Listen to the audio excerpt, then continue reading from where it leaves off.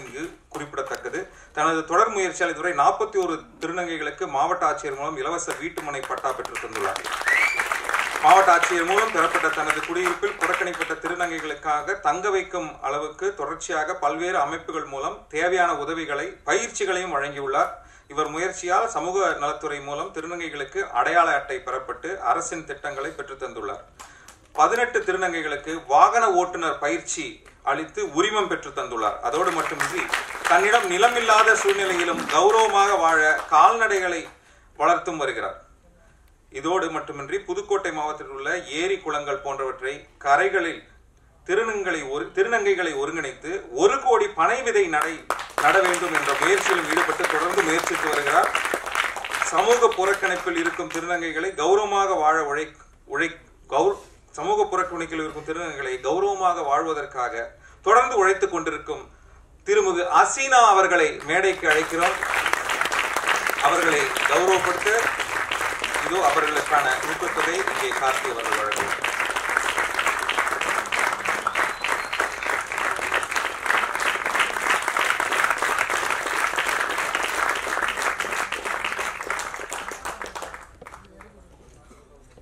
அடுத்த செயல்பாட்டால் 30 வருடங்களுக்கு முன்பு விவசாயம் செய்ய முடியாமல் குடும்பம் ஆத்தூரில் இருந்து தருமபுரி மாவட்டத்திற்கு ஒரு மலை கிராமத்திற்கு வந்து சேர்கிறார்கள். 4 ஆண்டுகள் கழித்து பெற்றோர்கள் உடல்நிலை பிரச்சனை காரணமாக அந்த ஊரிலிருந்து மீண்டும் வெளியேற ஒரு சூழல். ஆனாலும் அந்த பகுதியில் உள்ள மலைவாழ் மக்களுடைய நெருங்கிய நட்பு கொண்டதால் இவர் திரும்ப அந்த ஊரிலேயே தங்கிவிடுகிறார். அங்கு அந்த மக்களுக்காக குறிப்பாக மனிதர்களுக்கான மருத்துவ சேவை, கால்நடைகளுக்கான மருத்துவ சேவை என்பது ஒரு எட்டா கனியாக உள்ளது. காரணம், 3 பகுதிகளிலும் மலை சூழப்பட்டது, ஒரு பகுதியில் அடர்ந்த வனம் சூழப்பட்டது. மனிதர்களுக்காகவும் கால்நடைகளுக்காகவும் இந்த மருத்துவ உதவிகளை எப்படி செய்வது என்பது குறித்த முதலுதவியை கற்றுக்கொண்டு அதே கிராமத்தில் மக்களோடு சேர்ந்து பயணித்து வாழ்ந்து கொண்டிருக்கிறார். இன்றும் சைக்கிள், பொது போக்குவரத்து மட்டுமே பயன்படுத்தி எளிய வாழ்க்கையை வாழ்ந்து கொண்டிருக்கிறார். அதோடு மட்டுமின்றாமல் மலைவாழ் மக்களின் பிள்ளைகளுக்கு பள்ளிக்கூடம் செல்வது, படிப்பது, இப்படிப்பட்ட சவால்களை சமாளிப்பதற்காக பல உதவிகளை தொடர்ந்து செய்து கொண்டிருக்கிறார். டியூஷன் எடுத்துக் கொண்டிருக்கிறார்.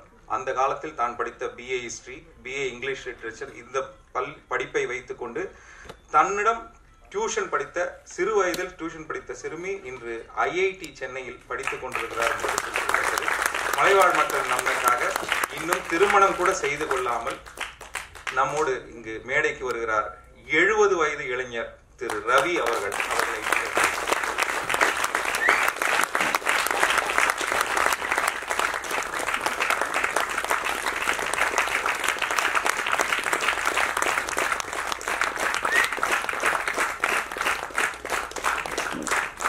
கைத்தட்டு பத்தாது.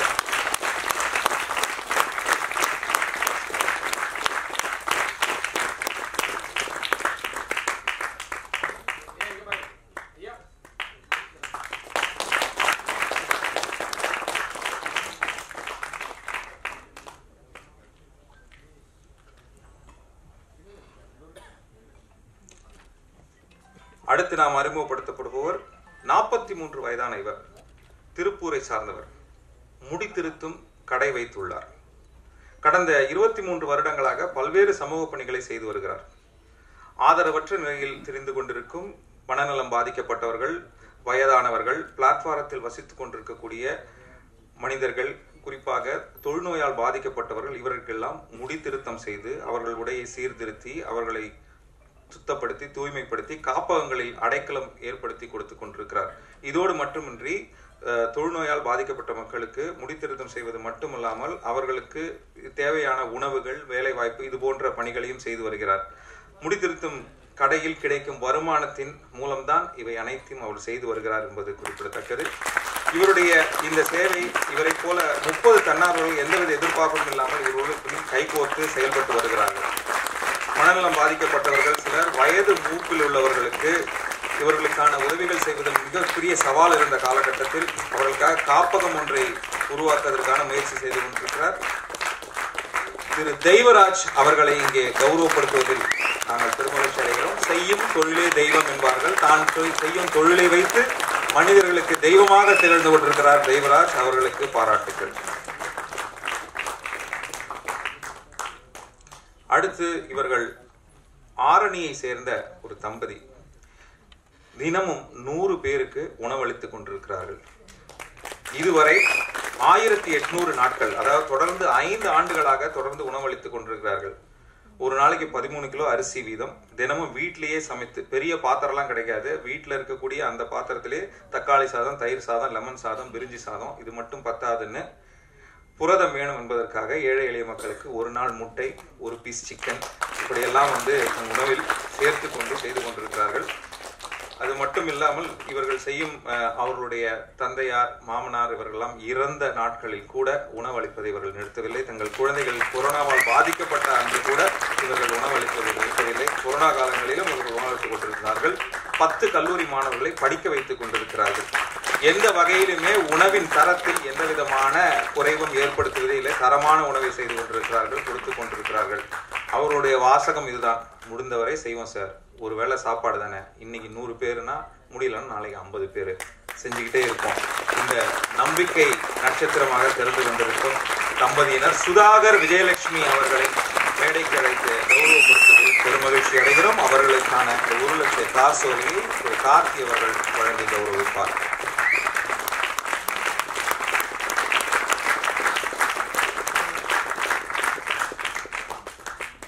அடுத்த சமூக செயற்பாட்டாளர், இவருடைய பிறந்த ஊர் தமிழ்நாடாக இருந்தாலும் இவர் வளர்ந்த ஊர் பெங்களூர். விடுமுறை நாட்களில் கல்பாக்கம் வந்து போகிற இவர் அங்கு இருக்கக்கூடிய இருளர் சமூகத்து குழந்தைகளை சந்திக்க வாய்ப்பு கிடைக்கிறது. அவர்களோடு வேலை பார்க்க வேண்டும், அவர்களுக்காக செய்ய வேண்டும், அவர்களுடைய கல்விக்காக உதவ வேண்டும், அவர்களோடு இணைந்து பணி செய்ய வேண்டும் முயற்சிக்கிறார். ஆனால் அங்கு மக்கள் அவர்களை ஏற்றுக்கொள்ளவே இல்லை. ஏனென்றால் இவர்கள் யாரோ என்ற ஒரு வேறுபாடு அங்கே இருந்து கொண்டிருந்தது. கிட்டத்தட்ட 2 ஆண்டுகளாக அங்கே பயணித்து அவர்களோடு பணி செய்ய முயற்சி செய்திருக்கிறார். இந்த சமயத்தில் அங்கே ஒரு குழந்தைக்கு உடல்நலக்குறைவு ஏற்படுகிறது, பல் விழுந்து கொண்டே இருக்கிறது, ரத்தம் கசிந்து கொண்டே இருக்கிறது. மருத்துவர்கள் இந்த குழந்தையை காப்பாற்றவே முடியாது என்ற சூழல் செய்யும் போது இரவு பகலாக அந்த குழந்தையை மருத்துவமனைகளுக்கு கொண்டு சென்று அவர்கள் உயிரை காப்பாற்றுகிறார். அதனால் அந்த மக்களின் நம்பிக்கையை பெறுகிறார். அங்கிருந்து துவங்கி அவருடைய பயணம் தொடர்ந்து சென்று கொண்டே இருக்கிறது. 6 வருடம் ஆகிறது. பெரிய அளவில் மாற்றத்தை இன்னும் செய்யவில்லை என்று அவர்கள் நம்பினாலும் நிறைய குழந்தைகள் இன்று உடை அணிகிறார்கள். 50 குழந்தைகள் பள்ளிக்கு செல்கிறார்கள். இவருடைய பெற்றோர்கள் யாருமே படிக்காதவர்கள், அனைவரும் முதல் தலைமுறை குழந்தைகள் என்பது குறிப்பிடத்தக்கது. ஒரு டாக்டர் அல்லது ஒரு போலீஸ், ஒரு குறைந்தபட்சம் ஒரு நர்ஸையாவது அந்த சமூகத்திலிருந்து உருவாக்க வேண்டும் என்பது அவருடைய லட்சியமாக இருக்கிறது. தான் செய்வது சரி என்று செய்து கொண்டிருக்கும் சரினா அவர்களை மேடைக்கு அழைத்து கௌரவிக்கிறோம். தனக்கு தேவைப்படும் அப்பப்போ செலவுக்காக டிஷர்ட் டிசைன் செய்வது, ரிங் டிசைன் செய்வது, செயின் போன்றவர்களை செய்து அதனால் தன்னுடைய வருமானத்துக்கு உதவி பெற்றுக் கொண்டிருக்கிறார்.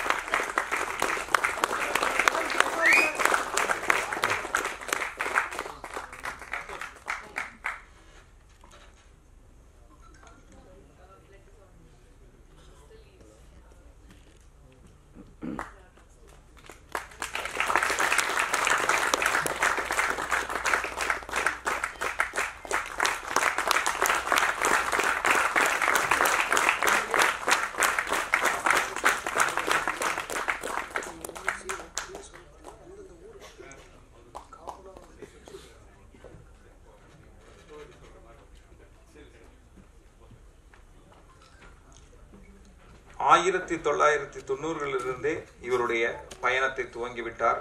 சுற்றுச்சூழல் மற்றும் வனவிலங்கு பாதுகாப்புக்காக, பட்டாம்பூச்சிகள் போன்ற அனைத்து உயிரினங்களுக்காக இவர்கள் நாற்றுப்பண்ணைகளை உருவாக்கி செயல்பட்டு கொண்டிருக்கிறார்.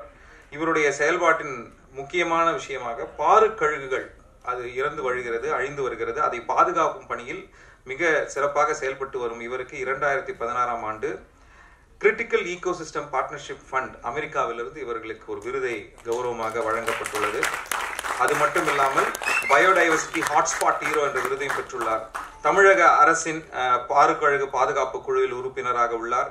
வல்ச்சர் கன்சர்வேஷன் கமிட்டி அதிலும் உறுப்பினராக உள்ளார். தமிழ்நாடு வைல்ட் லைஃப் போர்டில் உறுப்பினராக உள்ளார். நிறைய புத்தகங்கள், பசுமை சிந்தனை, காட்டின் குரல், பாரு கழுகும் பழங்குடியும், பாரு கழுகை தேடி, இப்படி பல புத்தகங்களை எழுதியுள்ளார். சுற்றுச்சூழல் செயல்பாட்டாளர் திரு சு பாரதிதாசன் அவர்களை மேடைக்கு அன்போடு அழைக்கிறேன்.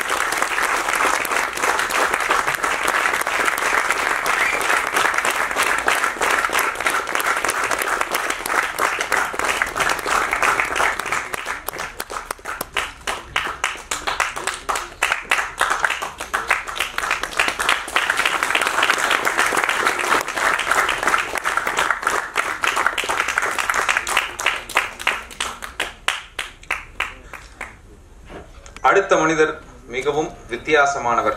அவருடைய வித்தியாசமான சிந்தனையே சமூகத்தில் மாற்றத்தை ஏற்படுத்துகிறது. இன்ஜினியரிங் படிச்சுட்டு துபாயில் வேலைங்க, கை நிறைய சம்பளம், வேற என்ன வேணும்? ஆனால் அதில் அவருக்கு திருப்தி அடையவில்லை. வேலை தேடி மதுரைக்கு திரும்புறாரு. ரேடியோ, பத்திரிகை, அசிஸ்டன்ட் டைரக்டர், இப்படி பல வேலையை முயற்சி பண்றாரு. இதெல்லாம் பொருளாதார தேவைக்காக ஓடுறாரு. ஆனா அதை தாண்டி சுயமாக ஒரு யூடியூப் சேனல் ஆரம்பிக்கிறாரு. இந்த சேனல் முழுக்க எளிய மனிதர்கள் அவர்களுடைய சின்ன சின்ன சாதனைகள், அவர்களுடைய கதைகள், வலிகள் இதையே பதிவா செய்கிறார். குறிப்பா அவர்களுடைய பதிவு என்பது எப்படிப்பட்ட மனிதர்கள்? நாட்டுப்புற பாடகி, தியேட்டர் ஆபரேட்டர், பெட்ரோமேக்ஸ் லைட் கடை வைத்திருக்கும் நபர், தண்டோரா கலைஞர், பேனா மெக்கானிக்கு, 50 ஆண்டுகளாக பஞ்சர் ஓட்டும் பெண்மணி, நாய்களுக்கு சிலை எழுப்பிய நபர், இப்படி பல வகையில மனிதர்களை பதிவு செய்து போடுறார். இவரோட வியூஸ் கம்மியா இருந்தாலும் இந்த வீடியோ ஏற்படுத்தும் தாக்கம் மூலமா பெரிய யூடியூப் சேனல்கள், பெரிய பெரிய சேனல்கள் அவர்களை வெட்ட வெளிச்சம் போட்டு காண்பித்து அவர்களுக்கு தேவையான உதவிகள் சேருகிறது. அதே நேரத்தில் கொடைக்கானல்ல தற்கொலை செய்து கொண்டவர்கள் உடலை அகற்றும் பணியில் ஈடுபட்டவரை தேடி கண்டுபிடித்து நேர்காணல் செய்து வீடியோ எடுத்து போட்டிருக்கிறாரு. இதே போல உடல் பாதிக்கப்பட்ட நிலையில் 2 குழந்தைகள் தன்னுடைய தாயை பார்த்து கொண்டிருக்கிறார்கள், அவர்களுடைய கல்விக்கு சிரமம் உள்ளது என்பது குறித்து ஒரு வீடியோ எடுத்து போட்டதில் அந்த குழந்தைகளுக்கு பல ட்ரஸ்ட் மூலமா கல்வி உதவியும் பெற்று தந்துள்ளார். இது தொடர்ச்சியாக எளிய மனிதர்களை தன் யூடியூப் சேனலும் பதிவு செய்து கொண்டிருக்கும் திரு புகாரி ஜங்ஷன் புகாரி ராஜா அவர்களை கௌரவப்படுத்த மேடைக்கு அழைக்கிறோம்.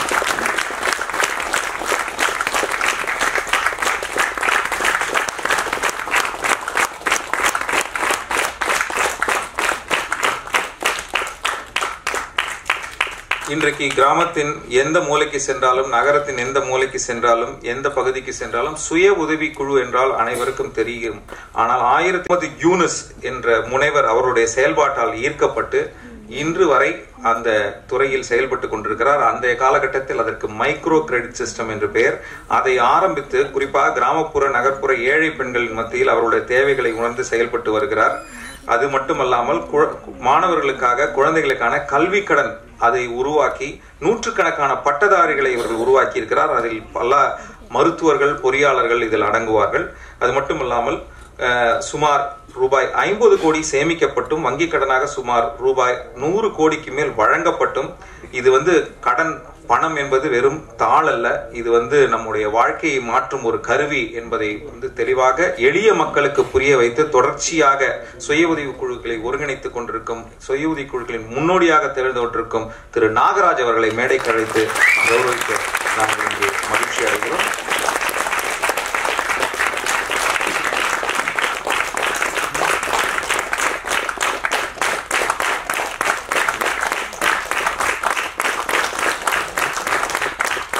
நல்லா கைத்தட்டை உற்சாகமா இருக்கலாம்.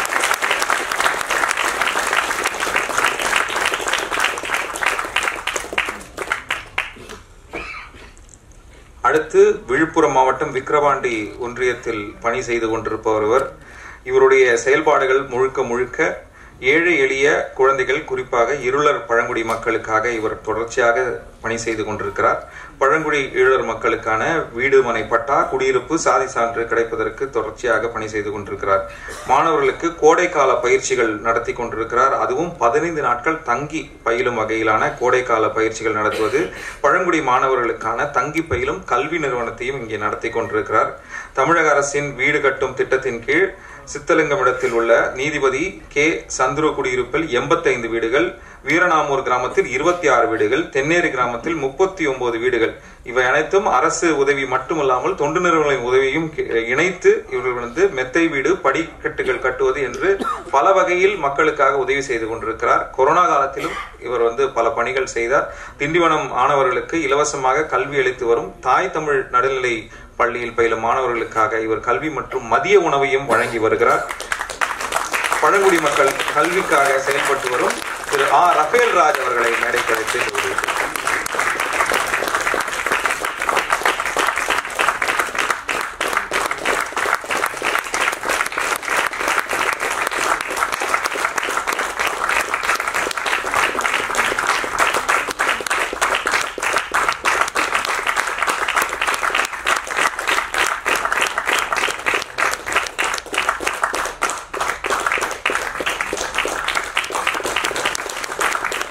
உங்கள் கரகோஷங்களுக்கு நன்றி. 14 வருஷமா நர்ஸ் வேலைங்க. தஞ்சாவூர் பக்கம் புனல்வாசல் கிராமத்துல 10 வருஷத்துக்கு மேல வேலை பார்த்துட்டு இருந்தாங்க. அந்த நேரத்துல அதிகமாக கர்ப்பிணி பெண்கள் தனியார் மருத்துவமனைக்கு செல்லக்கூடிய ஒரு சூழல் இருந்தது. அப்பொழுது அரசு மருத்துவமனையில் கர்ப்பிணி பெண்களுக்கு எப்படிப்பட்ட சிகிச்சை அளிக்கப்படுகிறது, என்ன மாதிரியான நலத்திட்டங்கள்லாம் வழங்கப்படுகிறது, இதை குறித்து கிராமப்புற மக்களிடம் கர்ப்பிணி பெண்களிடம் தேவையான விழிப்புணர்வை ஏற்படுத்தி அந்த உதவிகளை பெற்று தந்துள்ளார். அது மட்டுமின்றி இரவு நேரத்தில் பிரசவ நேரம், பிரசவ வலி என்றால் உடனடியாக அந்த மக்கள் அணுகுவது இவரைத்தான். இவர் தன்னுடைய அங்க வண்டியை ஒருங்கிணைப்பது மட்டுமில்லாமல் 108ஐ அழைத்து சென்று அவர்களுக்கு பிரசவத்துக்கான உதவிகள் செய்து மட்டுமில்லாமல் 10 வருடங்களுக்கு மேலாக இங்க பணியாற்றிய இவர் இப்பொழுது வேலை நிமித்தமாக இன்னொரு பகுதிக்கு மாற்றம் பெற்றாலும் இதை தொடர்ச்சியாக செய்து கொண்டிருக்கிறார். கிராமப்புற சுகாதார செயல்பாட்டாளர் டெய்சி ராணி அவர்களை நினைக்கிறேன்.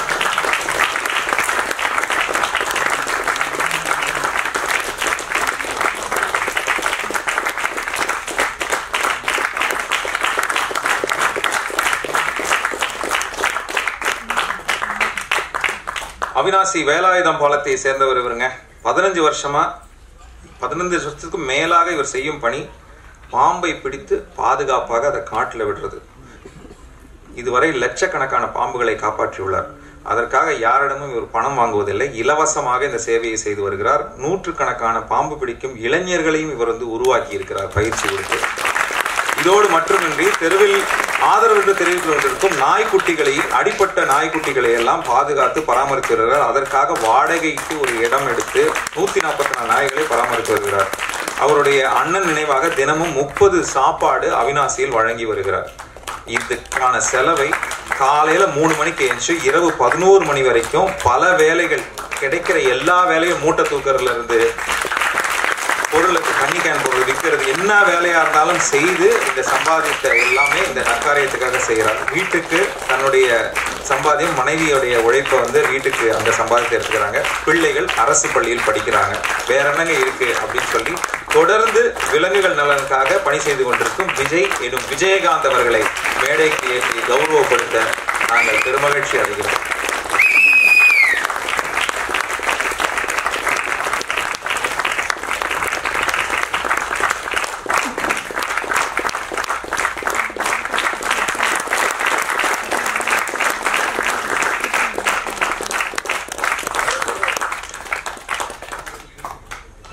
கடந்த 10 ஆண்டுகளுக்கு மேலாக வீரபாண்டி பஞ்சாயத்திற்கு உட்பட்ட ஆனைக்கட்டி மலை கிராமங்களில் குழந்தைகளுக்கு பள்ளி கல்வி, கல்லூரி கல்வி, சுகாதாரம், வேலை வாய்ப்பு, மருத்துவம் என்று பல தளங்களில் அவர் வேலை பார்த்து கொண்டிருக்கிறார்.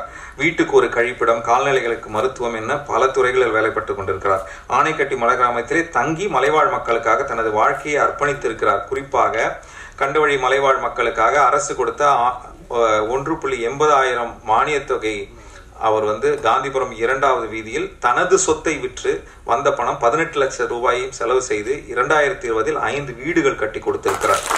அதே பகுதியில் மேலும் 7 வீடுகள் கட்டி கொடுத்து அரசு மானிய தொகையை பெறுவதற்கான ராக் அமைப்புடன் சேர்ந்து பல நிறுவனங்களுடன் சேர்ந்து இவர் இன்னும் தொடர்ச்சியாக முயற்சித்துக் கொண்டிருக்கிறார். இந்த களப்பணியை செய்து கொண்டிருப்பவர் பழங்குடி செயல்பாட்டாளர் திரு ஜோஷுவா அவர்கள். இன்று மேடைக்கு அவரால் வர இயலாத காரணம் உடல்நலக் குறைவாக சில நாட்களாக அவர் படுக்கையாக இருக்கிறார். அவர்களுக்காக உங்கள் கரகோஷத்தை நீங்கள் இங்கே பதிவு செய்து இந்த அவருடைய ஊக்கத்தொகை அவருடைய அமைப்புக்கு நாங்கள் இங்கிருந்து அனுப்பிவிடுவோம் என்பதை இங்கே பதிவு செய்வோம். தஞ்சாவூர் பாப்பநாடு கிராமத்தில் மாணவர்களுக்கு தற்போது இவருடைய நண்பரோடு இணைந்து இவர் கிராமத்தில் பல செயல்கள் செய்து வருகிறார். இது குறிப்பாக நல்ல பயிற்சி அளித்து வருகிறார். சென்னைக்கு அனுப்பி வைக்கிறார்கள். இவரிடமிருந்து பயிற்சி பெற்ற பலர் இன்றைக்கு அவருடைய சில தேர்வுகள், போட்டித் தேர்வுகள், இந்த மாதிரிலாம் பயிற்சி பெற்றவர்கள் ராணுவம், ரயில்வே போன்ற துறைகளில் வேலை வாய்ப்பு பெற்றிருக்கிறார்கள். அதோடு மட்டுமில்லாமல் கிராமப்புற அரசு மாணவர்களுக்கு மிகுந்த ஏழை மாணவர்கள் என்பதால் யாரிடமும் இவர்கள் பணம் பெறுவதில்லை. இவருடைய இந்த பயிற்சி அளிப்பதற்கு இவர்கள் எந்த கட்டணமும் பெறுவதில்லை என்பதுதான் முக்கியம். மாதம் 5000 ரூபாய் அளிக்கிறார்கள் இவர்கள் இவருடைய அவருடைய வருமானத்திலிருந்து. இவருடைய பயிற்சி பெற்ற பல மாணவர்கள் மாவட்ட, மாநில பல்கலைக்கழகங்களில் இன்னைக்கும் சாதனை படைத்து வருகிறார்கள். கிராமப்புற மாணவர்களுக்காக விளையாட்டு பயிற்சி, ஊக்கப்பயிற்சி அளித்து வரும் திரு மணிகண்டன் அவர்களை மேடைக்கு அழைக்கிறோம்.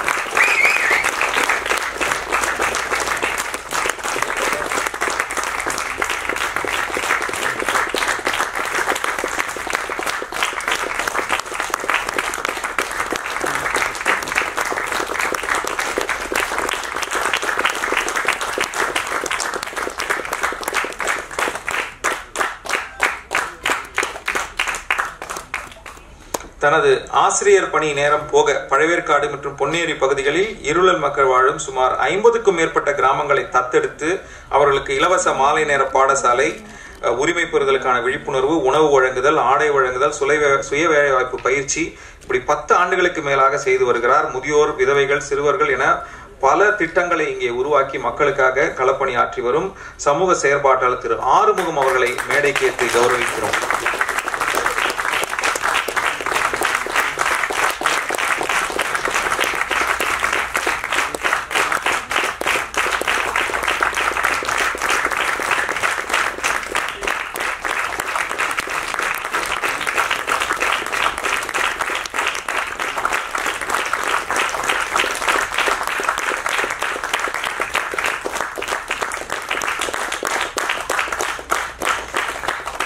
அடுத்த சமூக செயற்பாட்டாளர் மனிதம் காப்போம் என்ற ஒரு குழுவை துவங்கி விழுப்புரம், கள்ளக்குறிச்சி, கடலூர், திருவண்ணாமலை பகுதிகளில் தொடர்ந்து 4 ஆண்டுகளாக அரசு மற்றும் தனியார் நிறுவனங்கள் மூலமாக இரத்த தான விழிப்புணர்வையும் ரத்தம் சேகரிக்கும் பணிகளையும் செய்து கொண்டிருக்கிறார். இவருடைய சமூக சேவைகளாக 20க்கும் மேற்பட்ட இரத்த தான முகாம்கள் நடத்தி இருக்கிறார். 10க்கும் மேற்பட்ட கல்லூரி மாணவர்களுக்கு கல்வி உதவித்தொகை பெற்று கல்வி கட்டணம் செலுத்துவது, கல்விக்கரம் கொடுக்கும் என்ற திட்டத்தின் மூலம் அரசு பள்ளியில் படிக்கும் வறுமை நிலையில் உள்ள பள்ளி மாணவர்களுக்கு மற்றும் தாய் தந்தை இழந்த குழந்தைகளுக்கு கல்வி உபகரணங்கள் வழங்குவது, பள்ளி மாணவர்களுக்கு போதைப் பொருள் விழிப்புணர்வு, போக்சோ சட்டம் விழிப்புணர்வு என்ற பல பணிகள் செய்து கொண்டிருப்பது, கல்லூரி மாணவர்களுக்கு சைபர் குற்றங்கள் பற்றிய விழிப்புணர்வு ஏற்படுத்துவது, இரத்த தானம் அப்படின்ற இவர் முன்னுதாரணமான பகுதிகளில் செயல்பட்டு வருகிறார். இரத்த தான ஒருங்கிணைப்பாளர் சந்திரகுமார் அவர்களை மேடையில் அரங்கேற்றி நாங்கள் இந்த ஊக்கத்தொகையான 1 லட்சம் ரூபாயை வழங்கி கௌரவிக்க பெருமகிழ்ச்சி அடைகிறோம்.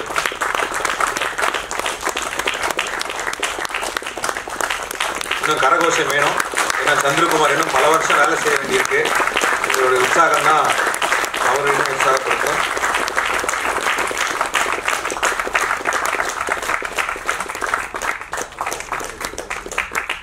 (2018) கஜா புயல், அதுக்கு தென்னை மரங்கள் அவங்களுக்கு ஏற்பட்ட இழப்பின் காரணமாக சுமார் 1.5 லட்சம் நிவாரணமாக கிடைத்தது. ஆனா அந்த பணத்தை அப்படியே பேராவூரணி அரசு பெண்கள் மேல்நிலை பள்ளிக்கு வாலிபால் மைதானம் அமைக்கிறதுக்காக தானம் பண்ணிட்டாங்க. அன்னம் பகிர்ந்து என்ற பெயரில் கொரோனா காலகட்டம் தொடங்கி இப்போது வரை மதிய உணவு வழங்கி கொண்டிருக்கிறார்.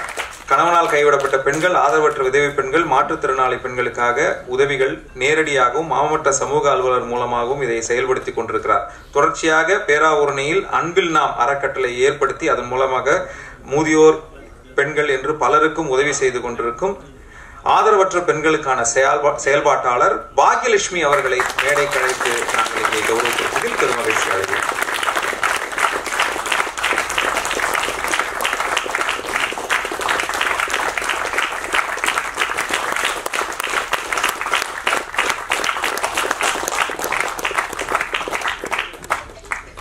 இவருடைய ஊர் திண்டுக்கல்.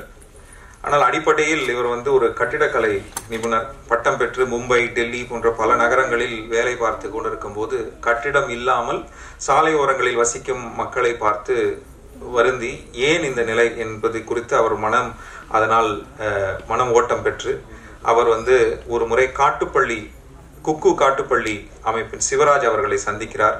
அங்கு அவருடன் ஒரு புத்தகம் படிக்க பெறுவதற்கான, அறிமுகம் பெறுவதற்கான வாய்ப்பு கிடைக்கிறது. நெருப்பு, தெய்வம், நீரே வாழ்வு. இந்த புத்தகம் மிகப்பெரிய தாக்கத்தை ஏற்படுத்துகிறது. நீர் ஆதாரமின்றி அங்கு எத்தனையோ பேர் நோய்வாய்ப்பட்டு இறந்த ஒரு சம்பவத்தை அடிப்படையாக கண்ட புத்தகம் அது தங்களை மிக அளவில் பாதிக்கும் போது குக்கு காட்டுப்பள்ளி பக்கமாக புளியனூர் என்ற கிராமத்தில் ஒரே 1 மணி நேரம் வரும் தண்ணீருக்காக ஒரு ஊரே காத்திருந்ததை கண்டு வருந்துகிறார். உடனே அதற்கான பணிகளை துவங்கி அங்கு நண்பர்களுடன் உதவியுடன் பல பொது கிணறை மீட்டெடுக்கும் பணியில் துவக்கினார். அந்த பணி இன்னும் தொடர்ந்து கொண்டிருக்கிறது. தண்ணீருக்காக பல கிலோமீட்டர் செல்லும் ஊரில் உள்ள கிராம பொது கிணறுகளை எல்லாம் மீட்டெடுத்து மக்கள் பயன்பாட்டிற்கு அதை மாற்றி கொடுத்திருக்கிறார். சமதள பகுதியில் மட்டுமின்றி வண்டிகள் செல்ல முடியாத மலை கிராமங்களிலும் இவர் அங்குள்ள ஊர் கிணறுகளை மீட்டெடுத்து மக்கள் பயன்பாட்டிற்கு அளிக்கும் பணிகளை இதுவரை செய்து கொண்டிருக்கிறார். இதுவரை 13 ஊர் கிணறுகளை மீட்டெடுத்து மக்களுக்கு அளித்துள்ளார்.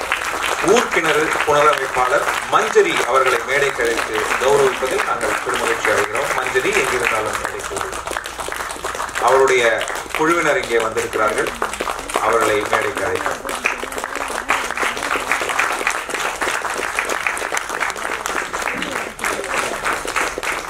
வாசிப்பு எவ்வளவு பெரிய மாற்றத்தை ஏற்படுத்தும் என்பது மஞ்சரி அவர்களின் வாழ்வு மூலமாக நமக்கு வந்து பதிவாகிறது. அதனால் தொடர்ந்து புத்தகங்களை வாசிப்போம் என்பதையும் நாங்கள் இங்கே பதிவு செய்திருக்கிறோம்.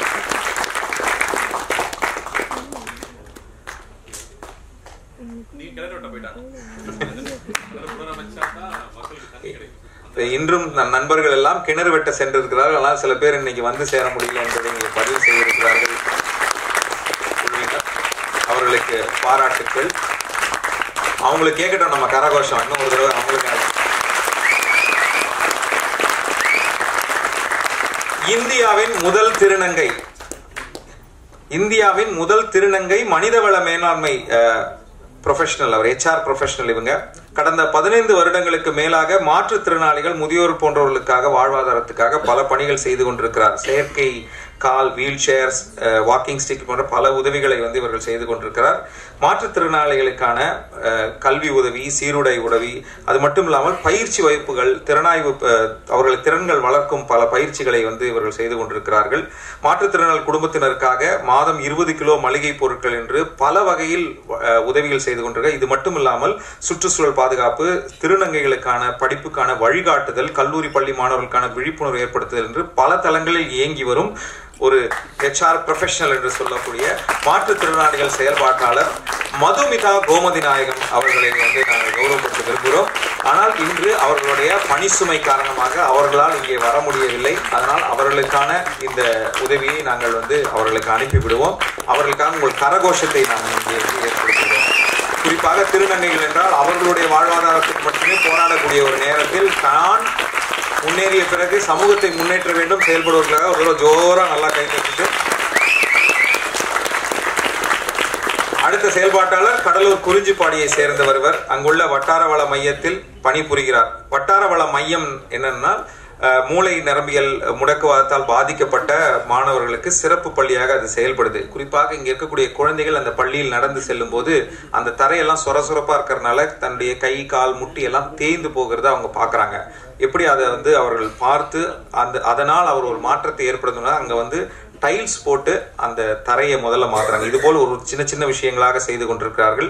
அந்த மாணவர்களுக்கு தேவையான சில உபகரணங்கள் வாங்கி தருவது, குறிப்பா இரவு நேரத்தில் இந்த மாணவர்கள் தூங்கும் போது அங்க வந்து அவர்கள் சிறுநீர் மலம் கழிக்கிற அந்த பிரச்சனை ஏற்படுகிறது. காலை நேரத்தில் அதை தூய்மை செய்வதற்கான சிரமங்கள் மிகப்பெரிய அளவில் இருப்பதற்காக நண்பர்களுடைய உதவியாக பலருடைய உதவி ஏற்பட்டு டயப்பர் வாங்கி கொடுப்பது, இப்படி போட்டு சின்ன சின்ன உதவிகள் ஆனால் பெரிய பெரிய மாற்றத்தை விளைவித்துக் கொண்டிருக்கிறார். குழந்தைகள் செயல்பாட்டாளர் திரு தேவி அவர்களை மேடையில் அழைத்து கௌரவிப்பது பெருமகிழ்ச்சி அடைகிறது.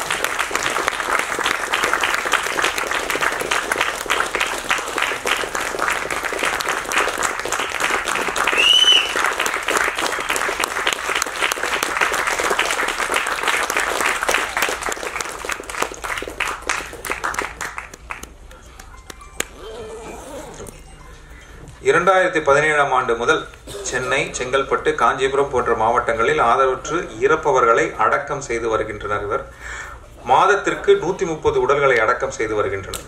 ரயிலில் அடிப்பட்ட உடல்கள், தூக்கில் இறப்பவர்கள், அழுகி போன உடல்கள் போன்றவர்களை அடக்கம் செய்து வருகின்றனர். பொருளாதாரத்தில் பின்தங்கிய குடும்பத்தில் மரணம் அடைந்தவர்களுக்கு அப்படி 144 உடல்களை இவர்கள் வந்து அவரவர் மத முறைப்படி நல்லடக்கம் செய்துள்ளனர். கடந்த 2023 ஆண்டு மட்டும் 1473 ஆதரவற்ற உடல்களை நல்லடக்கம் செய்துள்ளனர். இதோடு சாலையோரம் ஆதரவற்ற இறப்பவர்களை மருத்துவமனையில் சேர்த்து ஆதரவற்ற இல்லம் போன்றவர்களில் சேர்த்து வருகின்றனர்.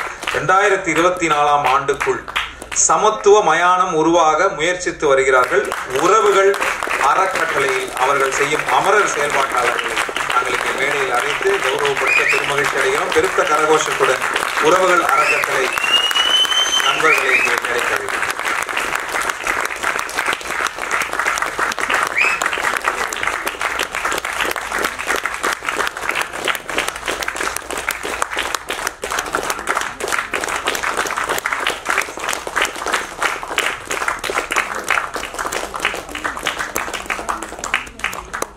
கொரோனா பேரிடர் காலத்தில் அரசுக்கு துணையாக 50 பேர் கொண்ட தன்னார்வலர்களை ஒரு படையாக உருவாக்கி சென்னை வாழ் மக்களின் தேவையை அரசின் சார்பாக பூர்த்தி செய்யும் வகையில் அரசுக்கு உதவியாக அவர் வந்து பலவிதமான குழுக்கள், ஆம்புலன்ஸ்க்கு ஒரு குழு, பாதிக்கப்பட்டவர்களுக்கு உணவு, அதாவது மருத்துவமனையில் குவாரண்டைன் டிபார்ட்மெண்ட்ல அதற்கான உடையை அணிவித்து பல குழுக்கள் செவிலியர்களுக்கு உதவுவதற்கு ஒரு குழு, உணவு வழங்குவதற்கு ஒரு குழு, முடியாதவர்களை உதவுவதற்கு, அவர்களை வந்து கழிப்பிடம் கொண்டு செல்வதற்கு, இப்படி எல்லாத்திற்குமே அரசுக்கு உதவியாக தன்னார்வலர்களை ஒருங்கிணைத்து தமிழ்நாடு தன்னார்வலர் ஒருங்கிணைப்பாளர்களாக செயல்பட்டு மிகப்பெரிய அளவில் மாற்றத்தை ஏற்படுத்திய திரு ஹரிகிருஷ்ணன் அவர்களை மேடைக்கு அழைக்கிறேன்.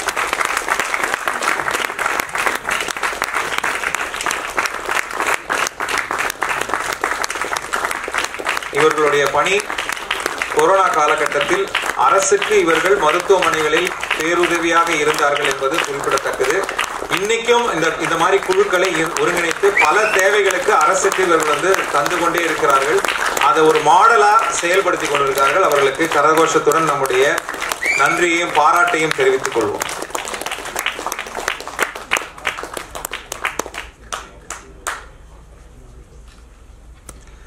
அடுத்த சமூக செயற்பாட்டாளர், இவர் அடிப்படையில் சர்க்கரை ஆலை பொறியாளர்.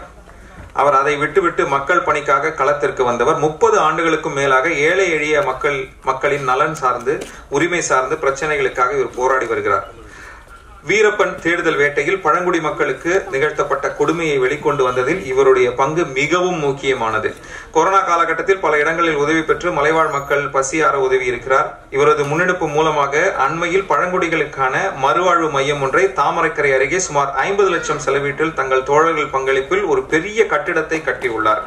இன்றும் மலைவாழ் மக்களுக்கு நலனுக்காக, கல்விக்காக, மருத்துவ தேவைக்காக உதவி கொண்டிருக்கிறார். சமூக செயல்பாட்டாளர் பி குணசேகரன் அவர்களை இங்கே மேடை கலைத்து கௌரவப்படுத்தியது பெருமகிழ்ச்சி அடைகிறது.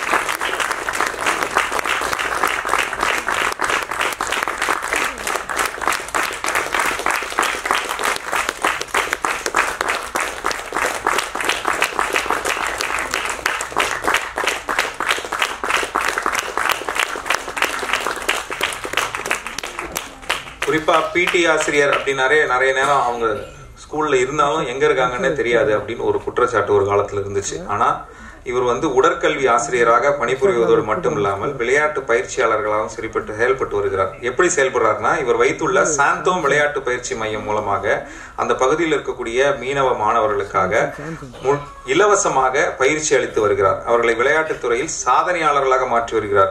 அவர்களுக்கு தேவையான விளையாட்டு சார்ந்த உபகரணங்கள், பயிற்சிகள், இது எல்லாமே தன்னுடைய செலவிலேயே இவர் வந்து வாங்கி கொடுத்து அவர்களுக்கு உதவுகிறார். இவரின் பயிற்சி பெற்ற பல பேர் தேசிய அளவிலும் மாநில அளவிலும் சாதனை படைத்து வருவதோடு அரசு பணியிலும் வேலையில் அமர்த்தப்பட்டுள்ளனர். விளையாட்டுத்துறை செயல்பாட்டாளர் டெரிக் ஹட்சன் அவர்களை மேடைக்கு அன்போடு அழைத்து நாங்கள் இங்கே கௌரவப்படுத்த பெருமகிழ்ச்சி அடைகிறோம். அவருக்கான இந்த ஊக்கத்தொகை காசோலை திரு கார்த்தி அவர்கள் இன்று வழங்குவார்.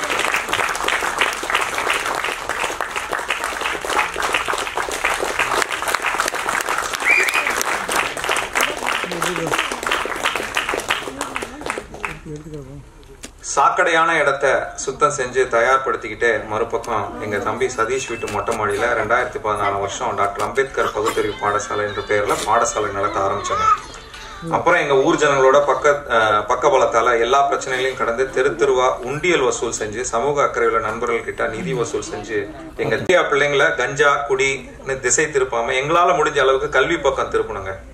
இன்னொரு பக்கம் சர்வதேச அளவுல பதக்கம் வாங்குற அளவுக்கு அவங்கள வச்சு கபடி, கேரம், செஸ், சிலம்பம் விளையாட்டெல்லாம் சொல்லி கொடுத்து, அது மட்டும் இல்லாம computer class, communication class, children safety கிளாஸ்னு பல வகையான கிளாஸஸ் எடுத்தோம்.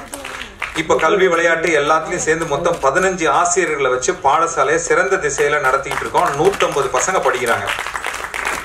இதுல பல பிள்ளைகள் அம்மாவோ அப்பாவோ இல்ல 2 பேருமோ இல்லாத பிள்ளைங்களும் இருக்காங்க. 7 வருஷமா நாங்க வந்து 100% ரிசல்ட் கொடுத்துட்டு இருக்கோம் குழந்தைங்களுக்கு. இது இல்லாம 2015 சென்னையில பெருவெள்ளம் வந்தது, கஜா புயல், இந்த மாதிரி எல்லா பிரச்சனைகளும் வந்த காலகட்டத்தில் நாங்க வந்து மக்களுக்காக பல பணிகள் வந்து செஞ்சோம்.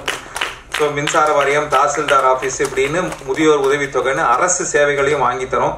இது இல்லாம மக்களுக்கு சட்ட உதவி செய்வதற்கான சட்ட உதவி மையத்தையும் ஏற்படுத்தியிருக்கோம்.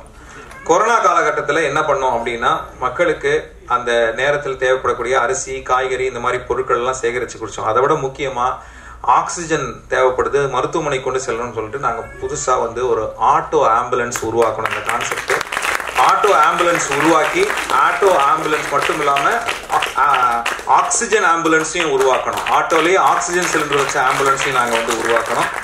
24 மணி நேரமும் இந்த ஆம்புலன்ஸை ஷாமியானா போட்டு இந்த ஆட்டோக்களை நிறுத்தி இரவு பகல் பார்க்காம ஒரு டீம் இதுக்காக வேலை பார்த்தோம். விலை மதிப்பில்லாமல் 450க்கும் மேற்பட்ட உயிர்களை நாங்கள் காப்பாற்ற முடிந்தது. சமீப காலகட்டத்தில் ஒரு வாரத்துக்கு முன்னாடி 1.5 வாரத்துக்கு முன்னாடி நீங்கள் பார்த்துருக்கலாம், எங்கள் தெரு எங்கள் வாழ்வியல் அப்படின்னு சொல்லி ஒரு புகைப்பட கண்காட்சியை அவங்க பகுதியிலே நடத்தினாங்க. வேற யாரும் கிடையாது.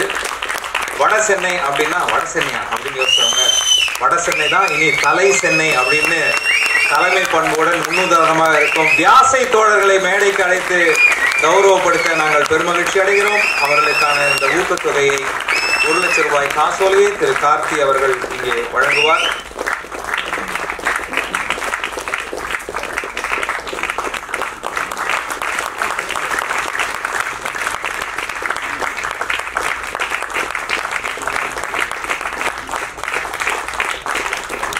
நான் அந்த புகைப்பட கண்காட்சிக்கு போயிருந்தேன். அந்த போக மிஸ் பண்ணவங்க வந்து நீங்கள் ரொம்ப மிஸ் பண்ணுறீங்க. திரும்பவும் அந்த கண்காட்சி எங்கேயாவது அமைங்க அப்படிங்கிறது என்னுடைய தாழ்மையான வேண்டுகோள். அந்த ஒரு குழந்தைய கேட்டேன், நீ ஃபோட்டோ எடுத்திருக்கியா? நான் இப்போ 9th தான், 11th வந்தால் எடுப்பேன் அப்படின்னு அந்த குழந்தை சொல்லிச்சு. நான் எடுக்கலைன்னு சொல்லலை, ஆனால் நான் 11th வந்தால் எடுப்பேன்னு சொன்ன அந்த நம்பிக்கையை விதைத்தது இந்த அமைப்பின் அந்த தலைமைத்துவம். அது ரொம்ப முக்கியமானது.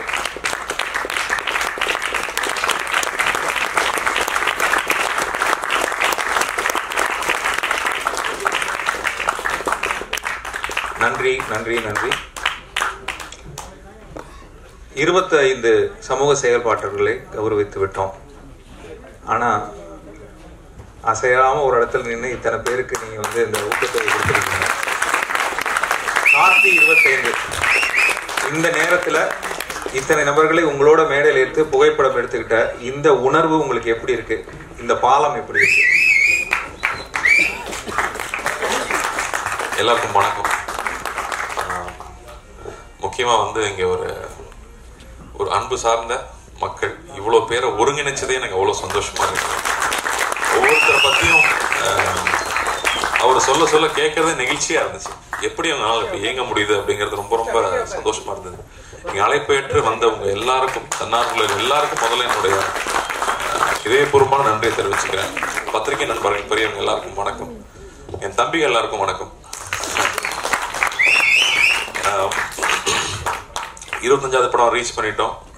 ஸ்பெஷலாக ஏதாவது ஒன்று பண்ணணும், மக்களுக்கு நன்றி சொல்றதுக்கு என்ன ஒரு சந்தர்ப்பம், நல்ல சந்தர்ப்பம் இது.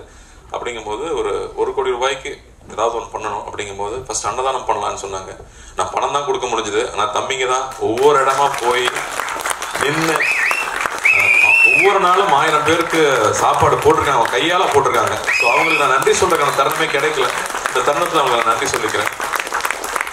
அதுக்கப்புறமா வந்து எந்த ஒரு விஷயம் செஞ்சாலும் அது பல பேருக்கு பயனடையணும் அப்படிங்கிறதுனால தான் வந்து ஒரு 25 பள்ளிகள் தேர்ந்தெடுத்து பண்ணலாம், அவங்களுக்கு தேவையான விஷயங்கள் பண்ணலாம்னு முடிவு பண்ணோம்.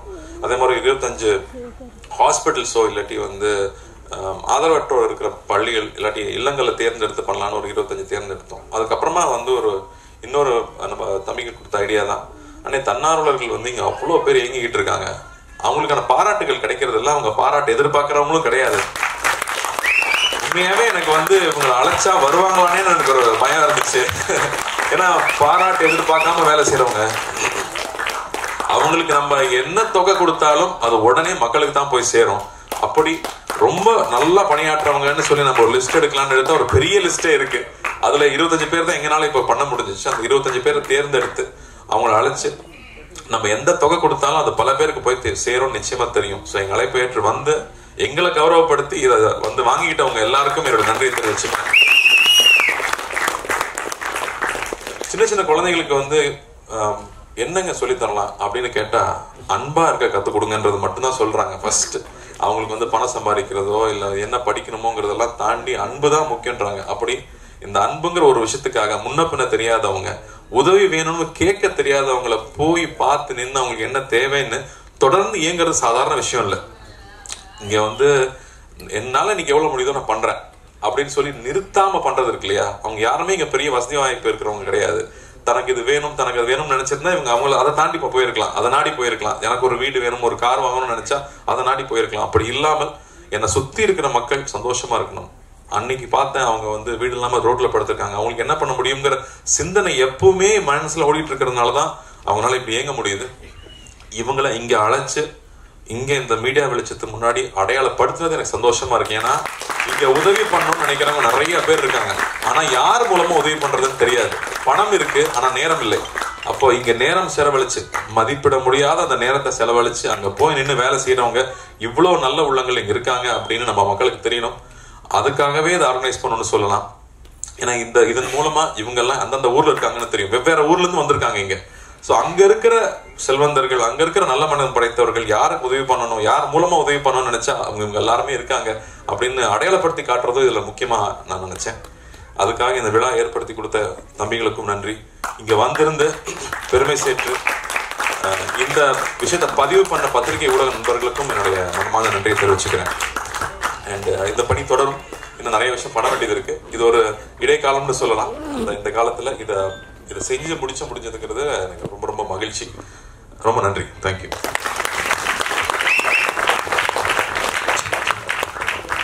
ஜெய் அவர்களே, என் கூட எப்பவுமே இருக்கிற ஜெய் அவர்களுக்கு நன்றி. உழவன் ஃபவுண்டேஷன்ல இருக்கிற பல பணிகளுக்கு இவர் தான் நாங்கள் உடனே நாடுவோம்.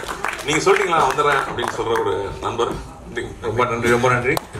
25 சினிமாவில் 25லும் நீங்க ஹீரோ, உங்க முன்னாடி 25 ஹீரோ. அதுதான் இன்னைக்கான பஞ்ச்.